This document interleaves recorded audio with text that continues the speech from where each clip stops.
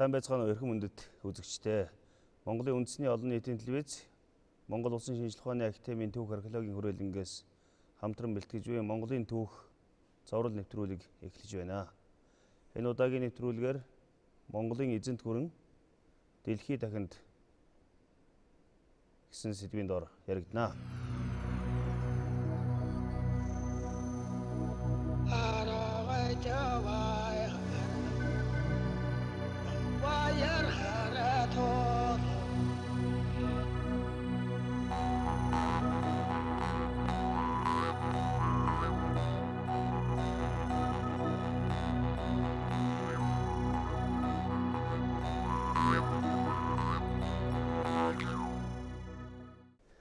За, өнөөдрийн нэвтрүүлэгт хүрэгдэж ирсэн эрдэмтэн судлаачтай танилцуулъя.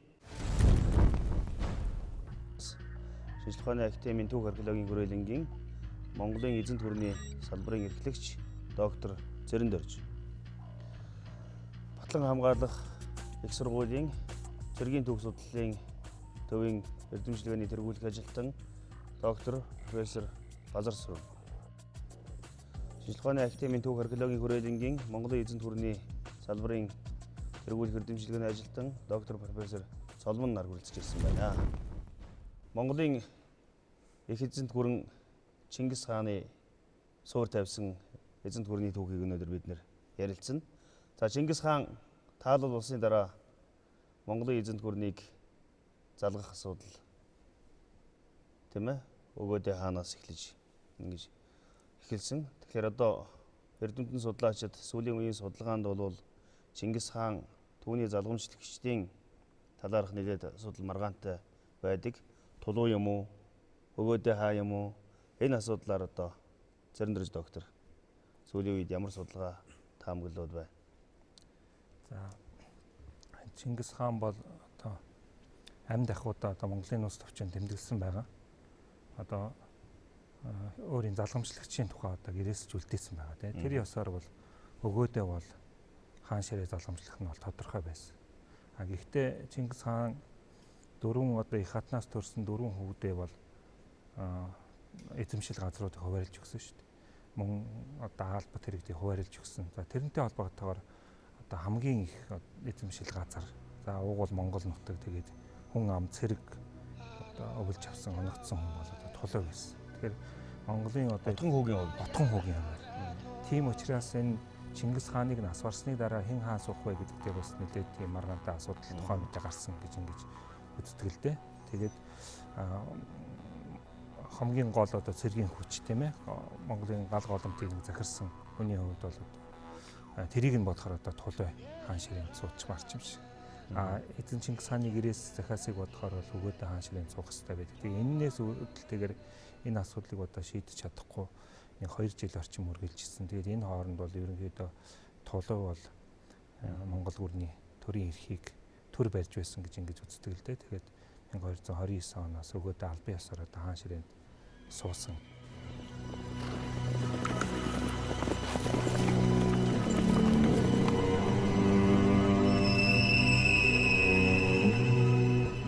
За, өгөөдөө хаан ширээнд заларснаас дараагаас бол монголчуудын одоо хаяат хэлэх байлдан дагуулал өрнөсөн. Тийм ээ? Ер нь бол цэргийн хүч одоо ивэр засах бодлого аль аль нь бол элбэн тохиноолох бодлого бол аль аль нь үргэлжилсэн. Тэгэхээр өгөөдөө хааны одоо эхлүүлсэн энэ хаяат хэлэх бодлого аян дайны тухай Базар Сүрэн доктор бас. За, ер нь бол Чингис хаан Монголын эзэнт гүрний үнд суурийг тавьсан. Түүний Чингис хааны дараа залгамжлсан өгөөдөө хаан бол энэ эзэнт гүрний үнд суурийг уламд хэлж өргөжүүлсэн гэдэг ийм үндслийг үндслээд гадныхан болох төр монголчууд ерөөсөө гүрэн байгууллагуудаа шууд төрөмгөлөгтэй өдөөсөн гэсэн ийм асуудал ирдэг. Гэтэл үнэн чанартай Монголын их Монгол улс байгууллагуудад ирэхдээ улсын аюулгүй байдлыг хамгаалах асуудал хамгийн дөрөнд байгуулсан улс хамгаалахгүй бол ерөөсөө өмнө талд өгч нь зөгчний болон сүн улсын тангууд гэл энэ улсууд чинь үргэлжил одоо ил талд ямар нэгэн хэлбэрээр аюул санал үргэлж өчрүүлж ирсэн. Баруун талд ихтэй чинь Чингис хааны үед тэр хоризм, Сартуулын улсын үлдэгдэл тэгээд тэрнтэй холбоотон улсууд. Түүний дотор хамгийн тухайн үед одоо гол аюул учруулж мэдхээр улс бол Кипчакууд гэж ярьдаг. Оросууд Половцы, Куманы гэж ярьдаг. Тэр бол одоо нүүдэлчин ард түмэн. Кипчакууд тийм ээ. Кипчакууд. Тэгээд ерөөсө хүчрэхэг, дайчин ийм байсан учраас Чингис хааныг хоризм буюу Сартуултай 7 жилийн дайн хийхэд тэр хоризмын эзэн хаан Махмад Шахын гол одоо тулгуур хүчин, цэргийн тулгуур хүчин Кипчакууд байж гисэн. Тэгээд Кипчакууд ер нь бол тэр хээр талыг Аз Европын тэр хээр талыг эзэгдсэн Оросуудтай үргэлж дайн хийдэг. Тэгээд дайнч учраас монголчууд нөгөө их хөрөн их Монгол улс хил залгаалаад ирэх тэр ер нь үргэлжийн ийм аюул учруулж байсан.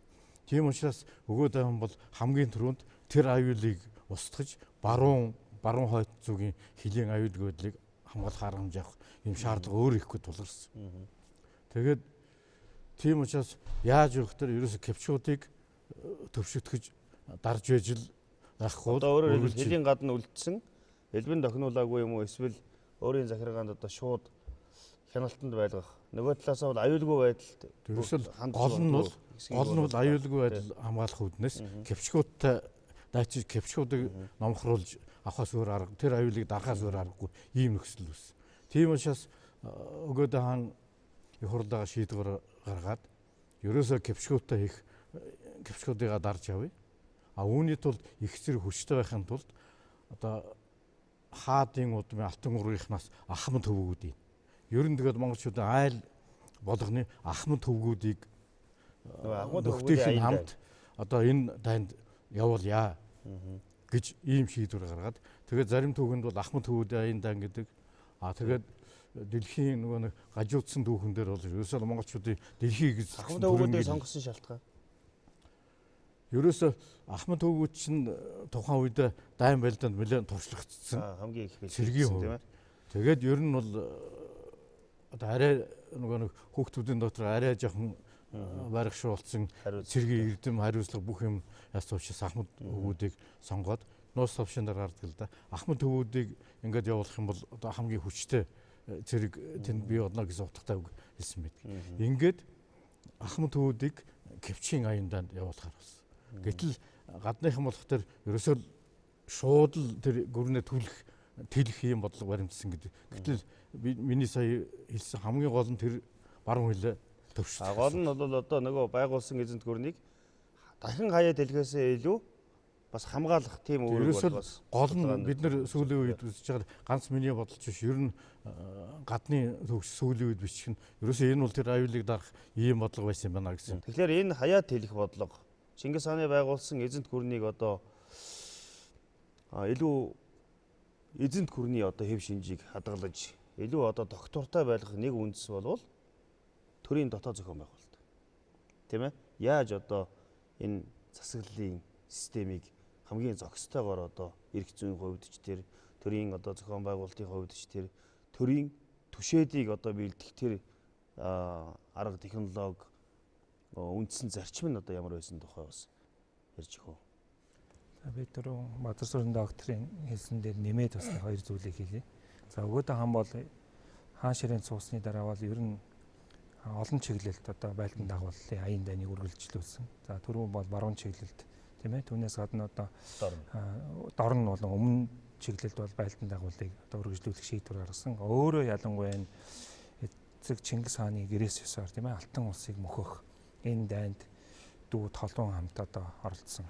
Хааны дутуу гүйцэх энэ зорилгоор явсан. За эзэн Чингис хаан бол бас тийм ээ нас барахын өмнө бол бас гэрээс захиас биш. Алтан улсыг мөхөх арга замыг зааж өгсөн гэж одоо сурвалжд байгаа. Сүм улстай холбоолоод ингэж яах хэрэгтэй. Тэгэд энэ үүднээс бас явсан. За түүнээс гадна зүүн тийш энэ тэр үед бас алтан улсын үлдэгдэл одоо харьяанд байсан хятадчуудын байгуулж байсан тэр зүүн жин улс за түүний цааталт байсан Солонгосын Корея улсын эсрэг бас аян дайныг эхлүүлсэн байдаг. Тэгэхээр энэ өөрөөр хэлбэл Чингис хааныг залгамжилт суусны дараа өгөөтэй хаан бол ерөнхийдөө мэдээж умар чиглэл гэж байхгүй юм чинь тийм ээ.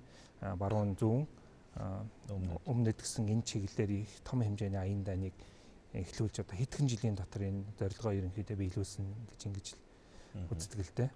За тэр юуны хувьд түрүүн асуусан асуултын хувьд бол ер нь эзэн Чингис хааны үеэс эхлээд бол яг нь Монголын энэ юуны төрийн одоо бүтцүүд гол тийм ээ институтсүүд бол бийжиж ингэ тогтсон шүү дээ. Тэгээд өгөөдөө хаан бол энийг одоо цааш нь үргэлжлүүлэх одоо улам бэхжүүлэх юм бодлого баримталж ирсэн. За өгөөдөө хааны үед бол нөхцөл байдал арай өөр болсон юу гэхээр их сууршмал орнуудыг өөрийн эрх жишээлд оруулсан байсан учраас нэлээд бас нэг тэднэрт чиглэсэн бас нэг бодлого өөрсдийн монголчуудаас гадна арай нэг өөр маягийн бодлого явуулах хэрэгтэй бол ойлгосон байдаг. Тэгэхээр ерөнхий гол хэдэн чиглэл байгаа сууршмал орны хувьд бол умард хятад тийм ээ хуучин одоо алт улсын харьяаны энэ газрыг эзэлж авсан газрыг яаж одоо төвшдөх үү гэдэг нэг чиглэл байсан. Нөгөө нэг чиглэл бол хорезм буюу баруун Аз тийм ээ исламын шашинт улсуудыг яаж тохинуулах уу гэдэг энэ нэг хоёр юм үндсэн гол чиглэл байсан. Тэгэхээр эднэрт бол одоо тааруулсан энэ бодлого ялангуяа нутгийн төшмөл хуучин төшмөл гаралтай энэ улсуудыг Махамуд Ялавач гэдэг юм уу тийм ээ энэ улсуудыг одоо эргэлээ Юличусай гэдэг юм уу хятан гаралтай энэ улсуудыг одоо энэ суурин орнуудыг захирах энэ бодлоготой авч хэрэглэе. Тэгээ зарим талаар бол бид нар нөгөө тэр үеийн үг байгаа шүү дээ. Морин дээрээс Морноос буугаад хэлэхэд амархан. Морноос буугаад төрийг төхнүүлэхэд хэцүү гэдэг. Яг энэ зарчмаар мэдээж өөрсдөө монголчууд тэр орнуудын талаар одоо урд өмнө тийм туршлага багтай сайн мэдэхгүй тийм ээ. Учираас энэ тухайн нутгийн одоо нутгаас гаралтай энэ төшмөдийг эрдэмтдийг одоо ашиглах тэдгэрийг бол одоо энэ Монголын эзэнт гүрний одоо төлөөний юм хүн болгож ашиглах юм бодлого бол нэлээ явуулсан л та. Гэхдээ зарим талаар эдгээр нөгөө эрх мэдлээ одоо давуулж илүү одоо хэтрүүлэх одоо Монголын эзэн хааны тийм ээ нэр хүндийг бууруулах иймэрхүү одоо бодлого бас явж исэн. За сүүлд нь бол бас энэ умард хятадыг захирахтай холбоотой. Ер нь яг умард хятадыг захирсны дараа бол нэлээд тогтворжиж ирсэн үе нь бол яг мөнх хааны хаанчлалын сүүл үе, ховлын их үе гэж ингэж үздэг л дээ. Тэрнээс өмнө бол бас тийм их тогтвортой байж чадаагүй эзлэгдсэн газар орны хувьд алба татварыг одоо тэр төлөөний төшмөдүүд бол бас дураараа хэтрүүлэн авч ирсэн гэх мэт тийм зүйлүүд байгаа. Тэгэхээр энэ эзэн дүүр тогтолцооны хувьд бол энэ нүүдлийн болон сууршмал шинжтэй юм хосолсон одоо тогтолцоог хэрэгжилж эхэлсэн үйл гэж ингэж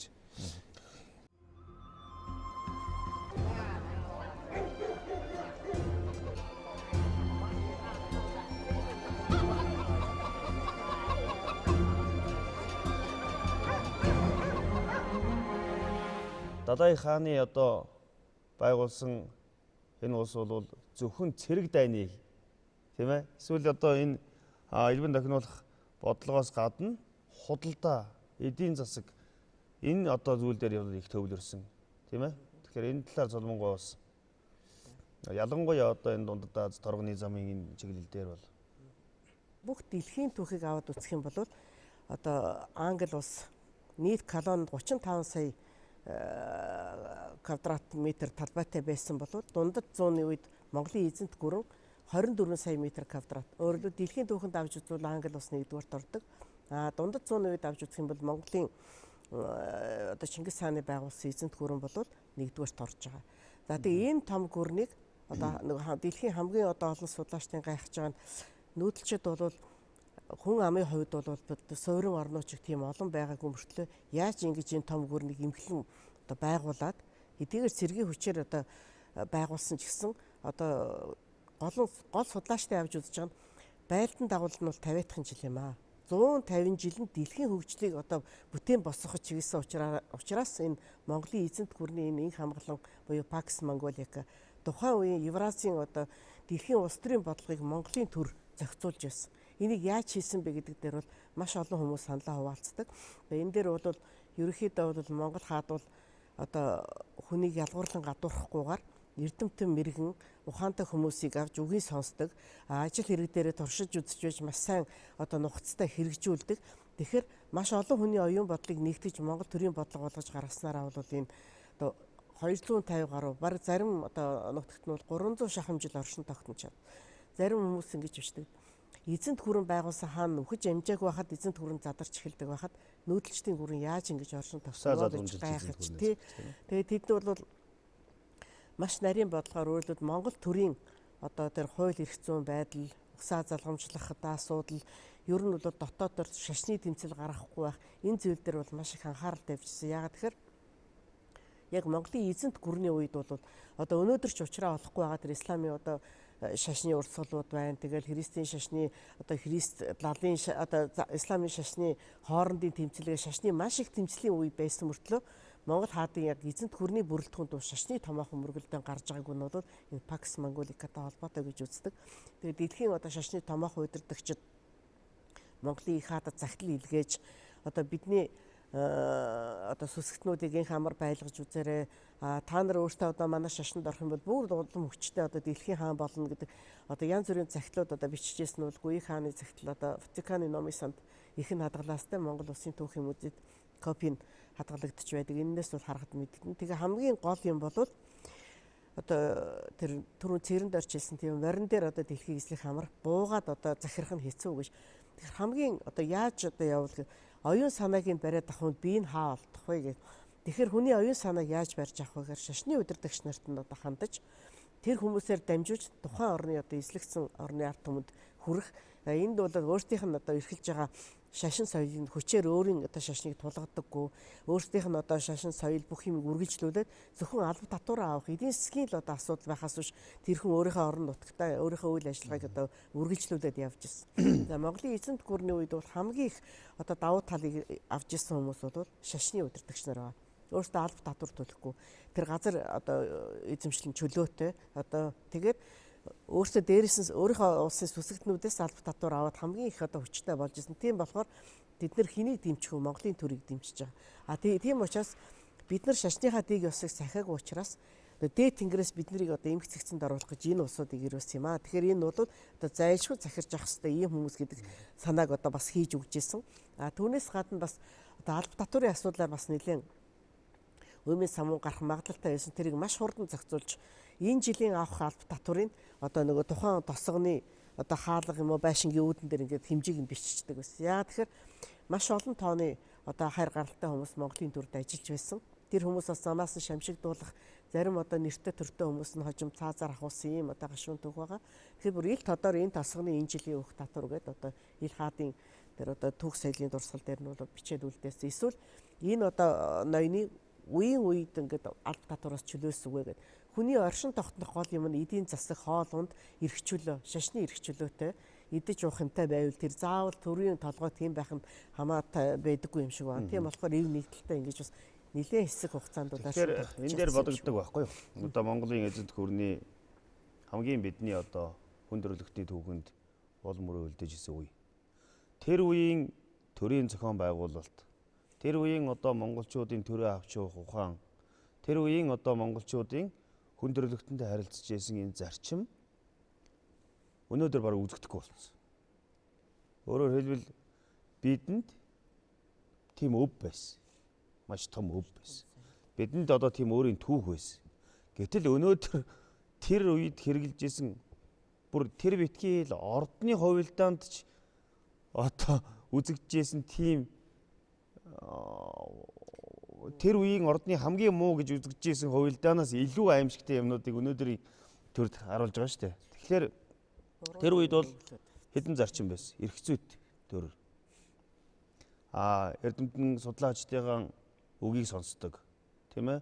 Хаан өөрөө ямар одоо ард түмэнтэйгээ ойр ийм одоо ард түмнээ сонсдог. Хүн ардынхаа татварын бодлогоор анхаарч үздэг. Тэр битгий эзэлж авсан улс орнуудаа хүртэл зөв харж тийм ээ шашин соёл аж ахуйн байдал бүгдийг нь хүндэтгэн үздэг ийм л зарчим байсан монголчууд дэлхийд одоо нэг том үж.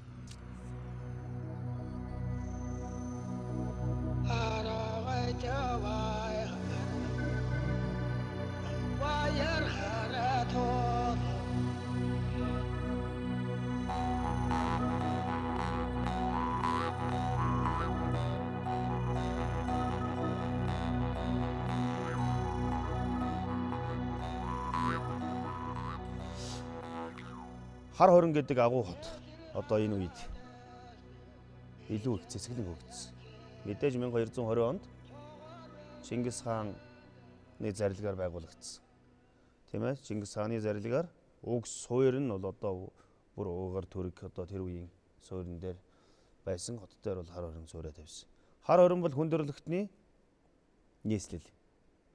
Тэр хар хорин хотын одоо тухай хар хорины дэрсэн гадаадын элч нарын тэмдэглэл асар баялаг одоо мэдээг өгдөг. Тэгэхээр хар хорин буюу Монголын эзэнт гүрний нийслэл хүн төрөлхтөнд одоо ямар үүрэг гүйцэтгэж ийсэн тухай. Тэр хар хорины тухай одоо онцлогийн тухай бас Цэрэндрэж доктор. За өгөөдөө хаан бол түрүү манай судлаачд ярьлаа. Нэлээд ер нь хар хориныг гадны эрдэмтэд юу гэж дүгнэдгийг үздэг тийм ээ? Тий. Маш өргөн хэмжээний байлдан дагуул явуулсан. Гадаад бодлогын хувьд маш өргөн бараг хаан ширээнд суух 12 жилийн хугацаанд бараг шувт байлдан дагуул аяндан хийсээр байгаад дууссан гэж бараг ингэж хэлж болно. Баруун зүүн өмнө энэ чиглэл томоохон байлдааны ажиллагаа явуулснаас гадна дотоодын хувьд бол одоо төрөө засах энэ бодлогыг явуулсан л да. Тэгээд энэ дээр нэг хэдэн энэ бодлогот одоо гол тулгуур болсон хэдэн юм ярина гэвэл нэгдүгээртийн шашны эрх чөлөө тийм ээ. Тухайн урд өмнөх хаад бол өөрийнхөө шүтдэг шашныг л бусдаас илүү яагаад бусдыг нь одоо дарамталдаг янз бүрийн байдлаар шахаж авчдаг юм байсныг бол шашны эрх чөлөөг нь бол хангаж өгсөн байдаг. Хоёрдугаарт эзэн Чингис хааны үеэс эхлэлтэй тэр төшмөдийг сонгох одоо тийм ээ төрийн одоо төвшөөдийг сонгох тэр улам одоо өргөжүүлсэн. Өөрөөр хэлбэл ямар угсаа гаралтай байх, гадаад хүн байна уу, монгол хүн байна уу, харц хүн байна уу, тийм ээ язгуурт хүн байна. Энэ сонирн биш. Ерөөсөө л чадвартай хүнийг төрд авч хэрэглэнэ гэдэг энэ зүйлийг зарчмыг баримталж хөгжүүлсэн л дээ. Тэгээд зарим талаар бол энэ хитэрч одоо гадныханд хитрхи итгэсэн тал бас бий. Гэхдээ ер нь бол энэ зарчмыг улам өргөж байсан. Дээр нь энэ Монголын гүрний энэ бодлогыг явуулах хэд хэдэн одоо цаад юм суурийг бий болгосон гэж. За түүний нэг бол өртөө тийм ээ. Өртөөний үндэс суурийг одоо энэ үе өгөөдөө хааны үе тавьсан. Тэгээд өртөөний талаар бас манайхны дотор байдаг бас жоохон ташаа ойлголт байдаг тийм ээ. Өгөөдөө хаан анх өртөөг зохиоцсон юм шиг. Үгүй тийм бол биш. Урд өмнө бол энэ байсан. Өртөөг төвлөрөл. Өртөөг өөрөөр хэлбэл нэг системд оруулаад улсын одоо эвэлдээр оруулаад тийм ээ. Тэгээ эзэлж авсан газар нутгийн хэмжээнд ингэж үйлчлдэг юм том систем болгоод тогтолцоо болгоод зохион байгуулсан нь бол одоо хамгийн гол одоо хувь нэм шүү дээ. За ийм олон бодлогыг одоо явуулсны үндсэн дээр одоо Чингис хааны байгуулсан энэ эзэнт гүрнийг улам л одоо хөгжүүлэх, газар нутгийг нь тэлэх, томруулах дотоод одоо тийм ээ тогтолцоо энэ улс төр эдийн засаг энэ бүх зүйлийг нь одоо бэхжүүлэх энэ бодлогыг явуулсан л да. Түүний хүрээнд одоо бас нэг гол хийсэн зүйл ба сайн хэлдэг тийм ээ хар хором гэдэг. Одоо Монголын эзэнт гүрний нийслэлтэй одоо болсон. Тэгээ энэ бол 1220 онд эзэн Чингис хаан анх одоо нийслэл болохоор яасан гэж үздэг боловч яг одоо бодит хэрэг дээрээ тийм ээ энэ нийслэл болгоод хөгжүүлээд энэ хотын төвшөнд авчирч аваадсан бол өгөөдөө хаан шүү дээ. Тэгэхээр өгөөдөө хааны үед энэ Монголын эзэнт гүрний нийслэл байгаа зогсохгүй одоо тухайн үеийн одоо дэлхийн нийслэл болж исэн гэж одоо бас зарим судлаачид бичсэн байдаг. Өөрөөр хэлбэл өрөнд орныг холбосон одоо хотолтой арилжаа энэ хотоор дамжиж явагддаг байсан. Энэ ер нь Евразийн тал нутгах нь улс төрийн гол энэ шийдвэрүүд тийм ээ бүгд энд одоо хар хором хотод гард одоогийн Вашингтон одоогийн одоо нүүб тийм зарим нүүб гэдэг шиг одоо гол шийдвэрүүд энд л одоо гардаг байсан. За өгөөдөө хаан ерөнхийдөө хүндрэлтний одоо энэ түүхэнд монголчуудын гайхамшигт үүргийг биелүүлсэн үүргийг бол удирдах байлаа. За энэ дотор бол нэг том асуудал үүссэн. Юу вэ гэхээр нөгөө Чингисийн угсааны ноёдуудын хооронд зөрчилдөөн бий болсон. Мэдээж одоо юм болгон сайн сайхан байхгүй шүү дээ. Тэгэхээр энэ том асуудлууд үүсч ирэх үед бол одоо ордны дотор бол мэдээж гадна дотны хатгалга байна. Олон асуудлууд бий болсон тийм ээ. Тэгэхээр энэ ордны дотоод хэргийн тухай бас нэг товч бас сургамж болох үүднээс тийм ээ ярилцах хэрэгтэй баг. Чингис хааны 4 хүүхдийг юм бас хагарч эхэлсэн. Монголын түүхэн сурвалжчгүүдэд өвсөнд ороод өөхөнд хоживч тоож итгэхгүй байсан ч одоо өгөөдөө хааны үе уламжлалт залгуулна гэдэг андгаа тангаыг алтан ургийнхан өргөсөн байсан. Гэтэл дөнгөж өгөөдөө хаанаар одоо энэ асуудал одоо өгөөдөө хааныг нас барангуут маш хурцаар одоо алтан ургийнхны дунд зөрчил тэмцэл эхэлсэн. За энэ нь бол ялангуяа одоо баруун зүгийн тэр Ахмад төвгүүдийн аян дайнд явж исэн одоо байлдаа нэг бол тэр өрн зүгийн орныг захирж байсан зөчийн удмынхан газар нутгийг илүү мэдэх цаад байдлаа одоо тандах тэгээд шус Ахмадын хувьд гээд ингээд Батуул удирдах явсан. Гэтэл өгөөдөө хааны хөвгүйг бол их хааны одоо тэр Монголын эзэнт гүрний захирсан их хааны хөө гэдгээр бас захирагдахгүй одоо хээр бол асуудал үүсгэж байсныг бол өгөөдөө хаан зэмлэж хээрийн явдлыг одоо хээр шүүх ёстой гэж ингэж хэлжсэн боловч Батад агсан тавьсан. Тий, Бат хэн хоёрын гүйг хоёрын тэмцэл бол дуусаагүй байсан. Тэгэхэл өгөөдөө хаанаас бараад одоо гүйг бол хаан болох магадлал өндөр болоход Бат хаан бол одоо гүйг хаан болох юм бол бас өөрийнх нь байр суурьнд нэлээд төвөгтэй байсан учраас өрн зүг одоо Европод байлдаж авсан цэргээ татаад дараагийн хаан сонгох асуудал дээр нэлээд хүчтэй одоо нөлөөсөн. Түүний улмаас бол 5 жил одоо их хаанаас сонгож чадахгүй. Өгөөдөө хааны Билүүсэн хатан 5 жил төр барьсан байгаа. Дөргөн хатан. Тий, дөргөн хатан. Тэгээд энэ дээр бол одоо маш их хоорондоо илч солилцож одоо мөнх яагаад хэд хэдэн үндэслэл гаргаж ирсэн. Өгөөдөө хааны одоо хамгийн хайртай охин жижигхнийг алсан. Ширээ мөнийг одоо бас хаан өргөмжлөх хэрэгтэй байсан чинь нас балчиргээд өргөмжлөөгүй. Ингэж эцгийнхээ гэрээсийг биелүүлж чадахгүй болсод яаж Монголын эзэнт гүрний хаан болох юм бэ гэдэг ийм шалтгаанаар бол Батынхан одоо ерөөсөө отхон хөө тулын удмын мөнх л одоо ерөөсөө олон дайнд оройлон явсан бусдад хүндлэгдэх байдал нэр хүндийн хувьд бол мөнх одоо хаан болох ийм одоо боломжтой гэж өөрийн талд нь ч бас ашигтай байсан. Тэгээд тулын хатан сорхогтойны бих гэж дэлхийд одоо ухаантайгаар алдарсан тэр хатантай одоо бас харилцсан зөвшөлдөж байгаа. Тэгээд дараагийн одоо гүйг бол хаан ширээнд суугаад 2 жил болсон. Тэгээд одоо угаасаа бас бие таараа өвчтэй байсан. Тэгээд төр захиргаасаа илүүтэй өрн зүг одоо цэрэг авч хөдлөө. Тэгээд замдаанаас орсон нудууд Монголын эзэнт гүрний тэр дотоод зөрчлийн асуудал бас нэлээд хурц байсан одоо илрэл байгаа. Тэгээд мөнх хааныг одоо хаан өргөмжлөх болоход бас 3 жил саатаад тэгээд эцэс нь бол нэлээд цэргийн хамгаалтын дор хэрлэнд одоо хаан ширээнд өргөмжилсөн. Тэгээд энд бол бас нэлээд олон хүмүүсийг одоо хаан ширээний одоо хувилдаанд оролцсон хэрэгээр одоо цаазаар авах одоо тийм одоо юу болсон байгаа.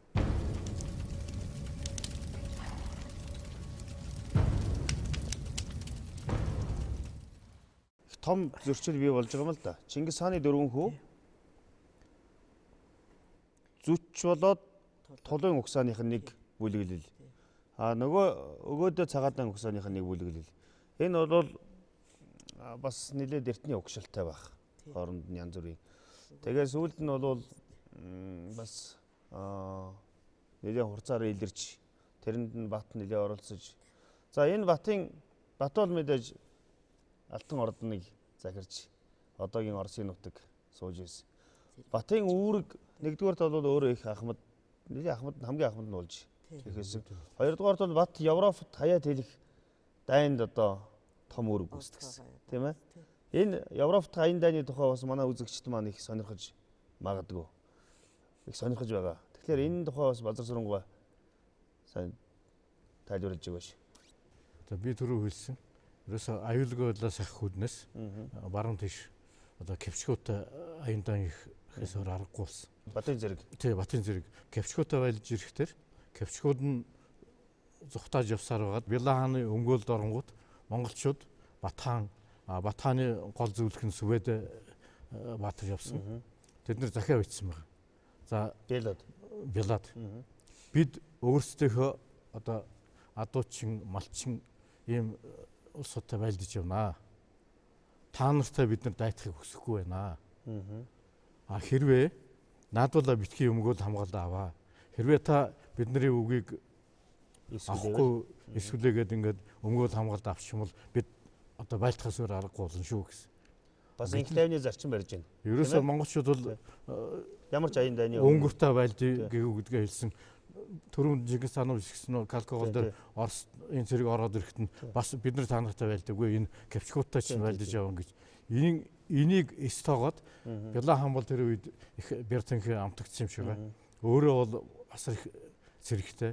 Дээр нь Европын одоо Итали, Герман, Итали, тэр Польшийн рейсер юмнууд бүгдээр харилцаатай туслах ёстой. Тэгээд капчгийн одоо маш их олон тооны 4 зэрэг ороод ирсэн гэж байна. Тэгэхээр бид бол тэр хээрээ нэг малчтыг бол дараа нь гэж бодсон юм шиг. Нүүдэлчдийг.